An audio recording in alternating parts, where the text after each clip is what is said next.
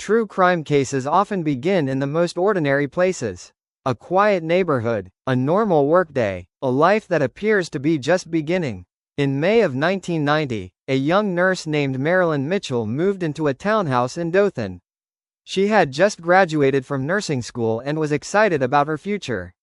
Friends described her as compassionate, hardworking, and full of optimism. But only days after moving into her new home, that future would come to a sudden and tragic end. Her death would shock the community, launch a years-long investigation, and eventually lead to the conviction of Artis Hammonds. This is the story of the crime, the investigation, the DNA breakthrough, and the decades of legal battles that followed. Part 1: A New Beginning. In the spring of 1990, Marilyn Mitchell was beginning a new chapter in life. After completing her nursing education, she moved to Dothan, Alabama, where she planned to work and start building her career. Those who knew her described her as responsible, determined, and deeply caring toward patients and family members alike. She had recently purchased furniture and was in the process of settling into her new townhouse. Her fiancé was preparing for their future together. For most young couples, the first home is filled with excitement and anticipation. But something unimaginable would soon interrupt that new beginning. Part 2: The Discovery. On May 15, 1990, Marilyn's fiancé went to check on her at the townhouse. Something immediately felt wrong. The home appeared quiet. Inside, he discovered a scene that would leave the community stunned. Marilyn had been violently attacked inside the home. Police quickly arrived and secured the scene. Investigators soon realized that the crime was extremely brutal. Evidence suggested there had been a violent struggle inside the bedroom. The murder deeply affected the community of Dothan. For a town not accustomed to violent crime, the case became the center of intense concern. Who had done this, and why? Part 3: Early Investigation. Detectives from the local police department began working the case immediately. They interviewed neighbors. They searched for witnesses. They collected physical evidence from inside the townhouse. Investigators learned something important early in the investigation. Just one day before the crime, furniture had been delivered to the home. 2 delivery workers had been inside the townhouse assembling bedroom furniture. One of those workers was Artis Hammonds. At the time, however, investigators had very little evidence directly linking anyone to the crime.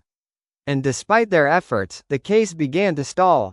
Weeks turned into months. Months turned into years. The murder of Marilyn Mitchell slowly became what investigators call a cold case. Part 4: The Case Goes Cold. Cold cases can be some of the most frustrating investigations for law enforcement. Evidence exists, but the pieces simply don't fit together. In the early 1990s, forensic science was still evolving. DNA testing existed, but it was not nearly as advanced or widely used as it would later become. The evidence from the crime scene remained stored, waiting for future testing methods that might unlock answers. Meanwhile, the family of Marilyn Mitchell continued to wait for justice. For 6 years, the case remained unresolved. But in the mid-1990s, a new technology would change everything. Part 5: DNA technology changes the case. During the 1990s, law enforcement agencies across the United States began building DNA databases. These databases allowed investigators to compare biological evidence from crime scenes with DNA samples collected from individuals in the criminal justice system.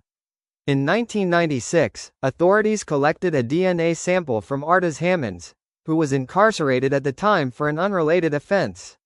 When forensic scientists compared the sample with evidence collected from the Mitchell crime scene, they reported a match. For investigators, this discovery was a major breakthrough. It was the first strong forensic link between a suspect and the crime. Detectives also reviewed other evidence connected to the case, including fingerprints and witness testimony. With the DNA match in hand, authorities moved forward with an arrest. Part 6: The Arrest. In September 1996, police arrested Artis Hammonds in connection with the murder of Marilyn Mitchell. The arrest came 6 years after the crime. For the victim's family, it was the first sign that justice might finally be possible. Prosecutors prepared to take the case to court. The trial would soon become one of the most closely watched criminal cases in the region. Part 7. The trial. During the trial, prosecutors presented several pieces of evidence to the jury. The most significant was DNA evidence linking Hammonds to biological material found at the crime scene. Prosecutors also presented testimony about the furniture delivery that had occurred shortly before the crime. The prosecution argued that the evidence pointed clearly to Hammonds as the perpetrator. Defense attorneys challenged the evidence and attempted to raise questions about the investigation. After hearing the testimony and reviewing the forensic evidence, the jury deliberated. They ultimately returned a verdict of guilty of capital murder. Because the case involved murder during another violent crime, the jury recommended the death penalty. The judge accepted that recommendation. Part 8. Appeals and legal battles. Like most death penalty cases in the United States, the conviction triggered a long series of appeals. Defense attorneys raised several legal arguments during those appeals. One of the issues involved comments made by the prosecution during the trial. The defense argued that those comments improperly referenced the defendant's right not to testify. Higher courts reviewed the case multiple times. While some courts acknowledged concerns about the comments, they ultimately ruled that the conviction should stand. As a result, the death sentence remained in place. Part 9. Where the case stands today. Decades after the crime, the case continues to be part of discussions about the death penalty and the justice system. Artis Hammonds remains on death row in Alabama. Legal proceedings and appeals have continued over the years, as is common in capital punishment cases. Meanwhile, the memory of Marilyn Mitchell remains important to those who knew her. For her family and friends, the tragedy left a permanent mark. True crime stories often focus on investigations in courtrooms. But at the center of every case is a real person whose life was lost. And for those left behind, the search for justice never truly ends. Published, March 19, 2026 at 6:06 p.m. Central Daylight Saving Time. Dothan, Allah. WTVY, Artis Hammonds, who is on death row for the murder of a Dothan nurse 36 years ago, is seeking a new trial and is acting as his own attorney. He claims systematic profiling and constitutional failures, among other things, in his Rule 32 petition. His motion was docketed on Thursday. A jury convicted Hammonds in 1997 of viciously murdering and sexually assaulting Marilyn Mitchell, a 22-year-old who had been stabbed repeatedly at a Dothan townhouse she had moved into only a couple of days earlier. After her death in 1990, the case went cold, and it would be several years before a forensic expert put Dothan police on Hammonds' trail. That expert's findings are called into question in Hammonds' latest attempt to overturn his conviction. He also makes several other claims, including that prosecutors and police failed to establish a legal chain of custody for evidence. This isn't the first time Hammonds, now 55, has tried to get his conviction overturned, but each time he lost those bids. A federal appeals court considered siding with Hammonds in 2017 but ultimately rejected his appeal to the 11th Circuit, though calling into question courtroom statements made by then Houston County District Attorney Doug Velasca as jurors listened. It was not immediately clear whether Hammonds' latest Rule 32 filing will delay his execution, for which a date has not been set. He was among Alabama death row inmates who chose nitrogen hypoxia as their preferred method of death.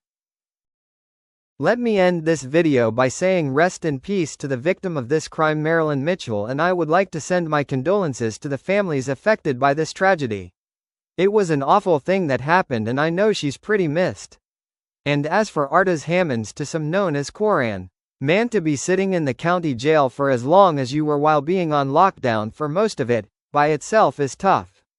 Sitting in there fighting for your life and just to keep having to wait for something, anything in your favor to happen is nothing compared to being stabbed up in your own house. You know what they say, what goes around comes around, and it looks like it's your turn. When the court isn't in your favor, it's nothing you can do about it. I don't wish any harm on anyone and it's not my place to judge. If you like the video, please hit the thumbs up and please subscribe. This KD.TV and I'm out.